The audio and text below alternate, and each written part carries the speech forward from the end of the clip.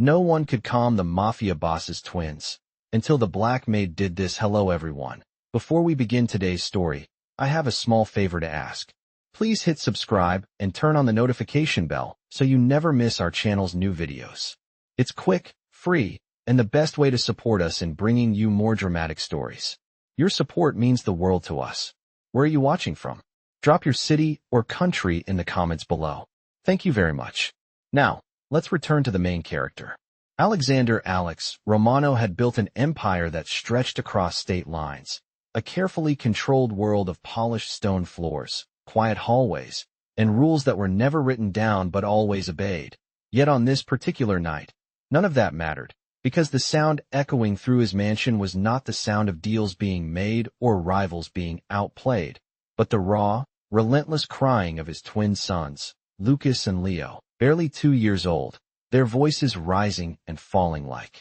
alarms that refused to shut off. And for the first time in his life, Alex Romano stood still in the center of his own home, powerless, the clock on the wall ticking past midnight as one solution after another failed, the pediatric specialist shaking her head, the experienced nanny whispering reassurances that went nowhere, the white noise machines humming uselessly in the corners of the nursery, and every attempt to calm the boys dissolving into more tears, more shaking little hands, more wide, frightened eyes, while Alex watched from a distance of a few feet that felt like miles, his tailored shirt sleeves rolled up, jaw tight, hands clenched, realizing with a quiet shock that the confidence that had carried him through boardrooms and crises could not soothe 2 small children who did not understand his authority, only their own fear. And down the hallway, moving quietly with a cleaning cart she had pushed 1,000 times before, Grace Williams heard the crying too, heard it cut through the thick walls and expensive doors, felt it land in her chest with a weight she knew too well, because to her, the sound was not just noise, it was a signal, a kind of language, one that spoke of overstimulation and panic rather than stubbornness, and she slowed her steps, eyes lowered as always, reminding herself of the unspoken rule that mattered most in the Romano house. Staff did not interfere, staff did not ask questions, staff remained invisible, especially around the boss's children. And yet as the minutes stretched on and the crying did not stop, something in Grace's memory stirred, a familiar ache tied to long nights in a small apartment years ago, to a child she had once tried to comfort with nothing but her voice and steady breathing. And she found herself pausing just outside the nursery door, listening, counting the seconds between sobs, noticing the rhythm, the way the twins' cries overlapped and fed off each other. While inside the room, Alex Romano finally took a step back,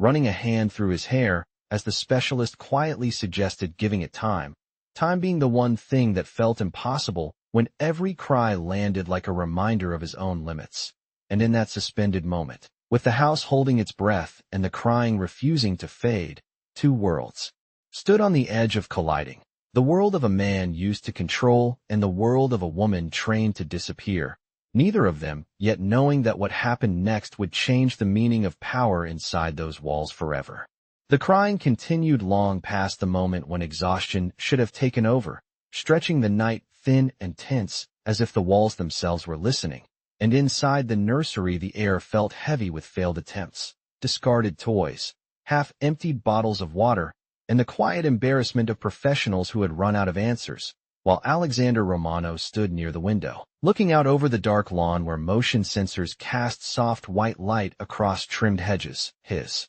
reflection in the glass showing a man who looked composed from the outside but fractured beneath the surface, because no one had ever taught him what to do when strength was not enough, when money could not purchase calm, and when authority meant nothing to 2 small boys whose world had shrunk to fear and noise. And as Lucas and Leo cried in alternating waves, one calming for a breath only to start again when the other gasped, Alex noticed the pattern but could not name it, could only feel the pressure building behind his eyes, while the nanny, pale with fatigue, finally stepped back and said softly that sometimes children needed space, even as her voice betrayed that she no longer believed her own words. And in the hallway just beyond the closed door, Grace Williams remained frozen in place, her cleaning cart abandoned at an angle, her hands gripping the handle so tightly that her knuckles turned pale beneath her dark skin, because every instinct she had was pulling her forward while every rule she had learned told her to stay where she was, invisible and safe.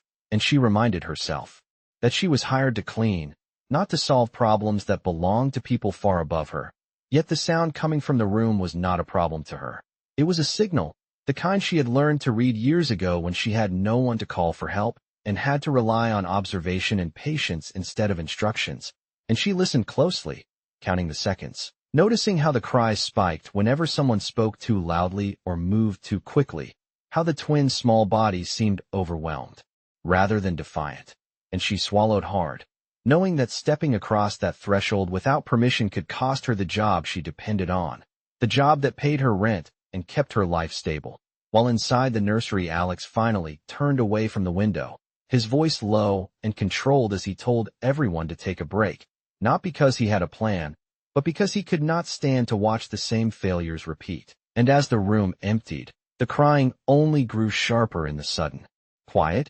echoing against the high ceiling, making the space feel larger and more isolating. And Alex sat down heavily in a chair near the crib, elbows on his knees, staring at his sons as if willing them to recognize him, to find comfort in his presence alone. But they did not, and the realization cut deeper than he expected, because it forced him to confront a truth he had avoided since they were born. That love did not always translate into understanding, and outside the door Grace took one small step forward, then another, her heart pounding so loudly she was sure someone would hear it. And she paused again, breathing slowly, grounding herself, telling herself that whatever happened next, she would have to live with it, because some moments did not wait for permission. And as the twins cried on, unaware of the quiet decision being made just beyond their reach, the balance inside the Romano house began to shift in a way no one could yet see. Grace Williams stood just inside the doorway now, close enough to feel the warmth of the nursery lights on her skin, close enough to hear the subtle difference between Lucas's cry and Leo's. And as she stood there, memories she had spent years keeping carefully folded away began to surface with quiet insistence, because the sound was too familiar to ignore, taking her back to a time before the Romano mansion, before polished floors and silent rules, back to a small apartment with thin walls and a window that rattled whenever a truck passed by, where she had once learned the language of distress not from books or instructions, but from long nights and intuition, nights when sleep came in fragments measured in minutes rather than hours. And she remembered how she had learned to listen for changes in breathing, for the way panic carried a sharper edge than hunger, how overstimulation felt different from pain, and how calm was something you created slowly, not demanded. And standing there now, she realized that the twins were not crying because they were disobedient or spoiled, but because their world felt too loud and too unpredictable, and the more people tried to fix it, the worse it became. While inside the room, Alexander Romano sat with his hands clasped, staring at his sons as if answers might appear if he looked long enough, his mind racing through possibilities, wondering what he had missed, what he should have known, and why the sight of his children in distress made him feel exposed in a way nothing else ever had. Because there was no negotiation here, no leverage, no strategy, only raw need. And Grace watched him from the edge of the room, noting the way his shoulders sagged just slightly, the way his breathing had gone shallow, recognizing the signs of someone who was holding control together by force of habit alone. And she felt a strange pull of empathy despite the distance between their worlds, because exhaustion looked the same on everyone. And after a few long seconds that felt heavier than they should have, she cleared her throat softly, the sound barely noticeable, but enough to draw his attention. And when Alex looked up, surprise flickered across his face, quickly replaced by confusion, because staff were not supposed to be here now. And before he could speak, Grace felt the weight of the moment settle fully on her, the awareness that whatever she did next could not be undone. And she spoke carefully, her voice low and steady, explaining that she did not want to interfere, that she understood the rules, but that she had noticed something about the way the boys were reacting. And she chose her words slowly, not claiming expertise, not offering certainty, only observation, telling him that sometimes too much attention made things worse, that sometimes children needed predictability more than stimulation. And as she spoke, Alex listened despite himself, not because of who she was, but because her tone carried no fear, no agenda, only calm, and for the first time that night, the crying paused for half a second, as if the room itself had noticed the shift,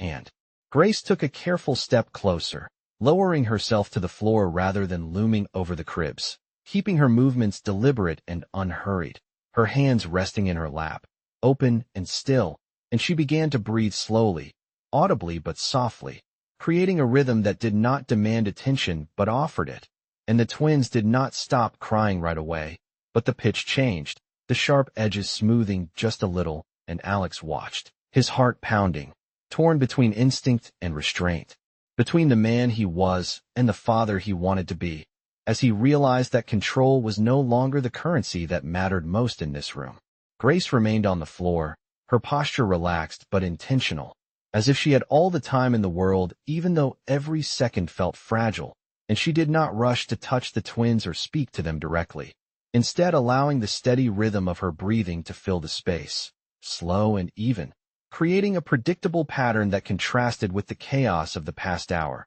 And she began to hum softly, not a song with words, but a low, simple tone that rose and fell gently, the kind of sound that asked nothing and promised nothing. And at first it seemed to change very little. Lucas still cried with sharp little gasps while Leo twisted in his crib, fists clenched, but Grace stayed exactly where she was, resisting the urge to intervene too quickly, knowing from experience that calm could not be forced, only offered. And Alexander Romano watched from his chair, every muscle in his body tense as he tracked each small movement, each breath, his instincts urging him to stop this experiment before it went too far. Yet something held him still, perhaps the steadiness in Grace's presence or the quiet certainty in her refusal to escalate. And as the humming continued, the room seemed to slow with it, the sharp edges of the night dulling just enough to be noticeable, and Lucas's crying softened first, shifting from piercing wails to uneven sobs,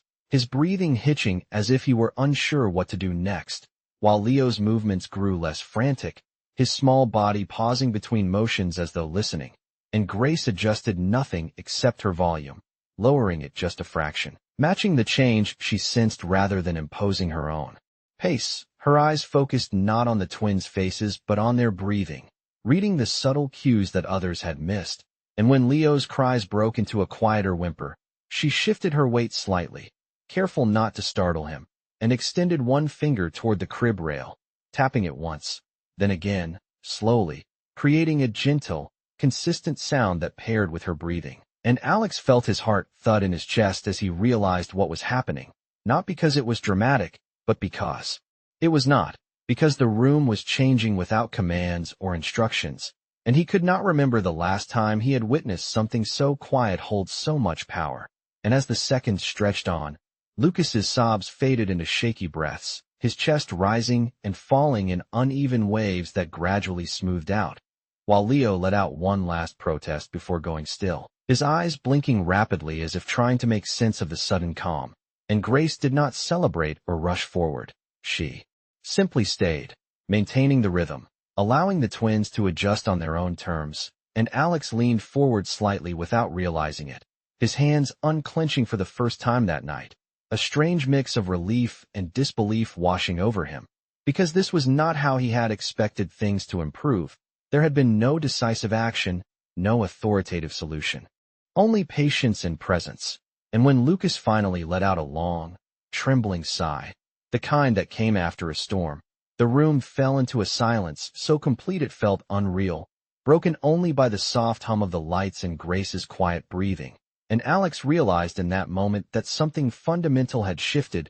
not just in the nursery, but in his understanding of control, because the calm he had been chasing had arrived without force, without permission, carried in by someone he had barely noticed before. And as Grace slowly lifted her gaze to meet his for the first time, her expression calm but cautious, the unspoken weight of what she had just done settled between them, heavy and undeniable. Alexander Romano did not speak at first, and the silence that followed was heavier than the crying had been, because it carried consequence. And Grace felt it immediately, the awareness settling into her shoulders even as she kept her posture relaxed, her hands still resting on her knees, her breathing slow and deliberate, while the twins lay quiet in their cribs, not asleep yet, but calm in a way that felt earned rather than accidental, and Alex rose from his chair with measured control, every step deliberate as he crossed the room, stopping several feet away from Grace as if an invisible line separated what had just happened from what came next.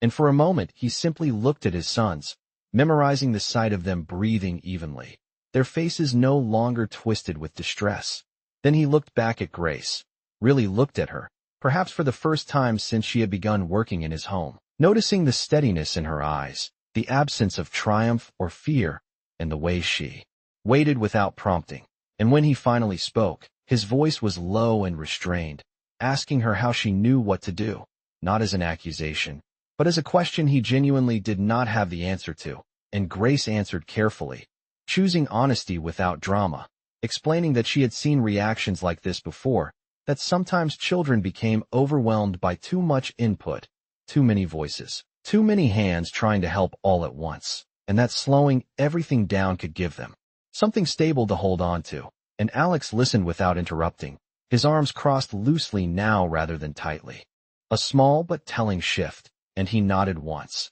absorbing her words, then glanced toward the door, as if expecting someone to appear and contradict what he had just witnessed. But no one did, because the calm remained, steady and undeniable, and Grace felt the tension in her chest tighten again, not from fear this time, but from uncertainty, because moments like this rarely existed without consequence. And she knew the rules she had broken were not small ones, and Alex seemed to sense this, because his next words were not about the twins, but about boundaries, reminding her that entering the nursery without permission was against protocol, his tone even, factual, and Grace acknowledged it immediately, her gaze steady as she said she understood, that she had not intended to overstep, and that she would accept whatever decision he made, because she had acted on instinct rather than instruction. And Alex studied her for a long second, weighing something internally that had nothing to do with policy and everything to do with judgment. And then he surprised them both by asking her to stay exactly where she was, not as a test, but as a request, explaining that the twins often startled awake if the room changed too quickly, and Grace nodded, resuming her slow breathing without comment, while Alex moved closer to the cribs, his movements gentler now, less certain but more present. And he stood there watching his sons as if seeing them through a new lens, realizing that calm did not arrive through command, but through patience he had never been taught to practice. And the room held that fragile peace for several minutes, each one stretching longer than the last, until Leo's eyelids finally drooped, followed by Lucas's, their breathing deepening into the unmistakable rhythm of sleep. And Alex felt something in his chest loosen, a release he had not known he was holding back. And when he turned to Grace again, his expression was no longer guarded, but thoughtful, and he told her she could go back to her duties once the twins were settled, adding quietly that he would speak with her in the morning. And Grace understood immediately that this night was not over simply because the crying had stopped, because some decisions echoed longer than sound. And as she rose slowly from the floor, careful not to disturb the calm she had helped create, she sensed that whatever followed would change more than just the rules of the nursery. The house settled into a rare stillness as the night deepened, the kind that usually followed orders being carried out rather than emotions being soothed. And Alexander Romano remained by the cribs long after Grace had stepped back, watching the slow rise and fall of his sons' chests, as if afraid the calm might vanish the moment he looked away. And for the first time since becoming a father, he allowed himself to simply observe without trying to fix or manage, noticing details he had missed before, the way Lucas curled slightly onto his side, the way Leo's fingers relaxed from tight fists into open hands. And as the minutes passed, Alex felt an unfamiliar heaviness behind his eyes, not pain, but the weight of something he had ignored for too long, because power had always demanded motion, reaction, control. Yet here in this quiet room, stillness had achieved what all his resources could not, and that realization unsettled him more than any threat ever had. And he replayed the scene in his mind, Grace lowering herself to the floor, speaking less instead of more, offering rhythm instead of distraction, and he understood with a clarity that surprised him that she had not tried to replace him or undermine his role. She had simply filled a gap he did not know existed. and as that thought settled, it brought with it a quiet discomfort, because gaps suggested limits. And limits were not something he had been trained to acknowledge. And across the room Grace stood near the door, waiting without impatience, her presence steady even as uncertainty tugged at her thoughts, wondering what consequences morning would bring, because she had lived long enough to know that doing the right thing did not always protect you from the outcome. And yet she did not regret stepping forward, not when she saw the twins sleeping, their earlier distress now only a memory. And Alex turned toward her again, his voice lower than before, asking her to explain one more thing, why she had chosen to sit on the floor rather than approach the cribs. And Grace answered honestly, explaining that towering over frightened children could make the world feel larger and more threatening, that lowering yourself could make things feel manageable again. And Alex absorbed this quietly, recognizing the metaphor even as he considered its practical truth, and he nodded slowly, his gaze thoughtful, and told her that the specialist would return in the morning, that routines would be reviewed, that systems would be adjusted, but that tonight had shown him something no report ever could. And Grace listened, unsure whether this was reassurance or warning, until Alex added that whatever else happened, he wanted her input included, not because she held a title, but because she had demonstrated understanding when it mattered. And the words landed softly but carried weight, and Grace felt a cautious relief mix with lingering tension, aware that trust was not something given lightly in this house. And Alex turned back to his sons once more, resting a hand on the edge of one crib without touching, as if grounding himself in the reality of the moment, and he stayed there, silent and present, until he was certain the sleep was deep and steady. And when he finally straightened, something about his posture had changed, less rigid, more human, as though the night had quietly reshaped him. And Grace sensed that whatever followed would not be dramatic or immediate, but slow and deliberate, much like the calm she had helped create. And as the lights dimmed slightly and the mansion returned to its controlled quiet, both of them understood, without speaking, that a line had been crossed, not one of protocol, but one of perception, and there would be no returning to how things were before. Morning arrived quietly, filtered through tall windows that softened the edges of the Romano mansion and made the night feel farther away than it was.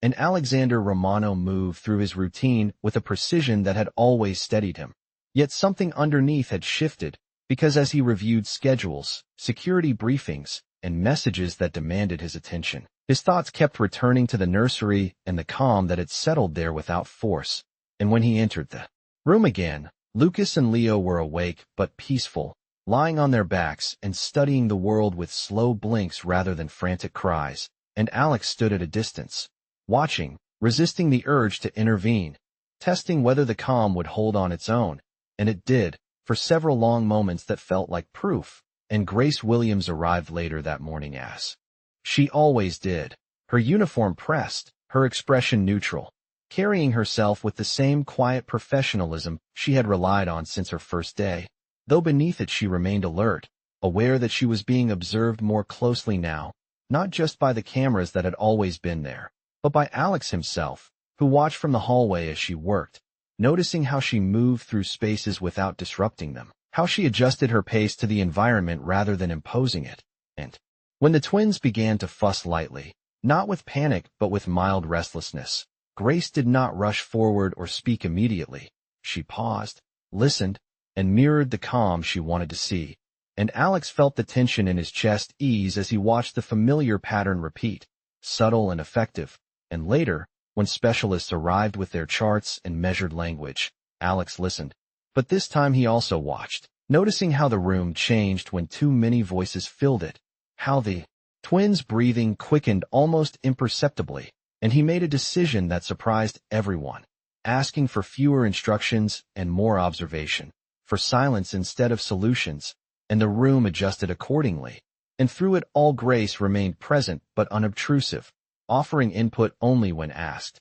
never overstating her role, which only reinforced the trust forming quietly in Alex's mind. And when the meeting ended and the specialists departed with promises to revise their approach, Alex asked Grace to stay behind, the words landing with a weight that made her straighten slightly, and they stood across from each other in the now calm nursery, the twins occupied with soft toys. And Alex spoke plainly, acknowledging that her actions had crossed protocol, but also stating that they had revealed something important about his children and about him. And he told her that trust was not something he gave easily, that it was earned through consistency rather than moments, and Grace accepted this without argument, explaining that she did not expect special treatment or protection, only clarity, and Alex nodded, appreciating the lack of expectation, and he told her that for now, he wanted her involved in the twins' daily routine, not as a replacement for professionals, but as a stabilizing presence, someone who understood the rhythm of the house and the children within it.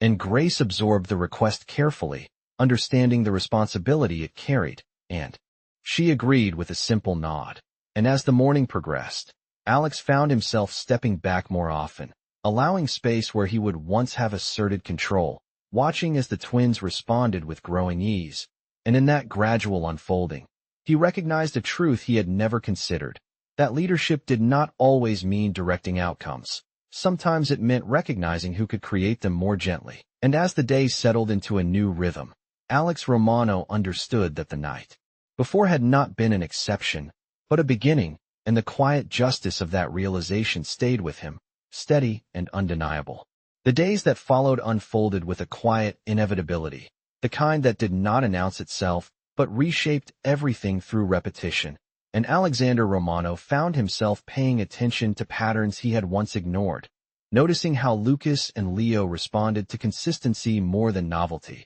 how they settled faster when fewer people crowded their space, and how Grace Williams became a steady point around which their routine naturally organized, not because she demanded it, but because calm seemed to follow her. And as this became impossible to dismiss, Alex did what he always did when something mattered. He sought to understand it fully, instructing his staff to gather information not with suspicion, but with thoroughness. And what returned to him was not a scandal or a secret advantage, but a quiet history marked by resilience. A woman who had moved cities for work, who had taken jobs that asked her to be unseen, who had learned patience not from training but from necessity. And as Alex read through the simple facts of her life, he felt an unexpected weight settle in his chest, because nothing about her story explained away what she had done. It only made it clearer, and he began to see how often people like Grace were relied upon without being recognized, how systems functioned smoothly on the backs of those trained to disappear.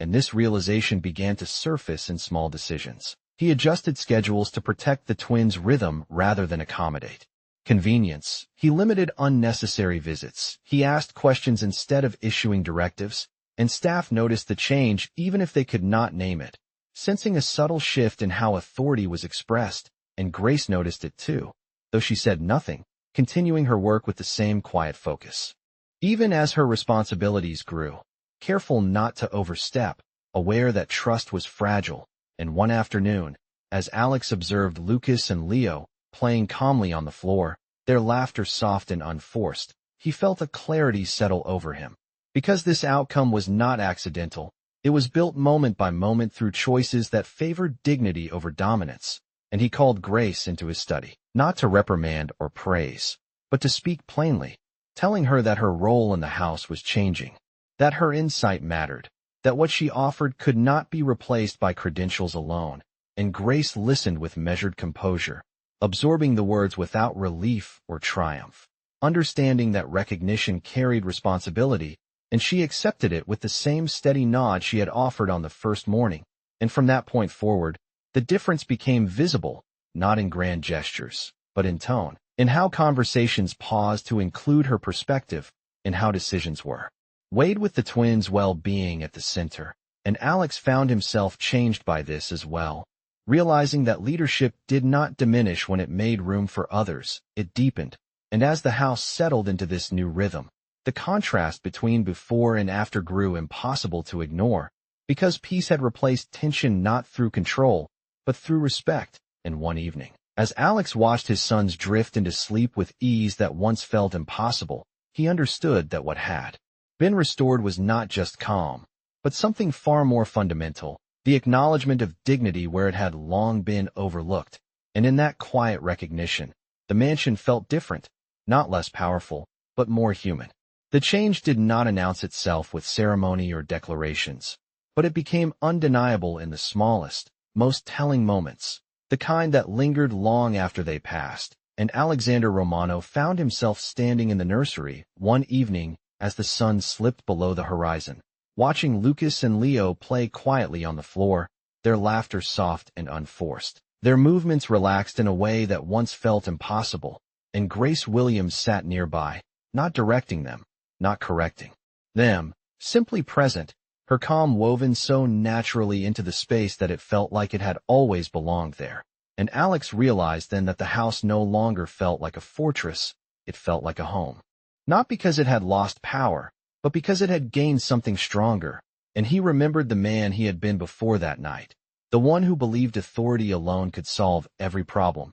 and he understood with clarity that strength without humility had left him blind to what mattered most. And as he watched his sons lean into calm rather than recoil from it, he saw the reflection of a lesson he had learned too late, but not too late to matter. And later that night, after the twins were asleep, Alex called Grace into the study once more, not to assign tasks or discuss schedules, but to speak plainly and without distance. And he told her that her place in the house was no longer defined by invisibility, that her insight and presence had changed the way he approached fatherhood and leadership. And that recognition was not a favor, it was an acknowledgement long overdue, and Grace listened quietly, her expression steady, accepting the words without disbelief or pride, because dignity did not need applause, it needed space to exist, and from that moment forward, the way others in the house treated her shifted, not because they were instructed to, but because they followed the example set at the top, seeing respect modeled rather than enforced, and Alex noticed this too. The way conversations softened, the way assumptions were questioned, the way silence was no longer mistaken for insignificance. And one afternoon, as he watched Grace guide Lucas and Leo through a moment of frustration with nothing more than patience and consistency, Alex understood that justice did not always arrive as punishment or reward. Sometimes it arrived as balance restored, as recognition finally given where it had long been withheld. And he felt a quiet gratitude settle in him, not for being saved from chaos, but for being shown a different way to stand in the world. And as the days turned into weeks, the mansion carried a new rhythm, one built not on fear or hierarchy, but on understanding. And Grace continued her work with the same quiet dedication, her role respected rather than questioned, her presence valued rather than overlooked. And Alex found himself changed not in public gestures,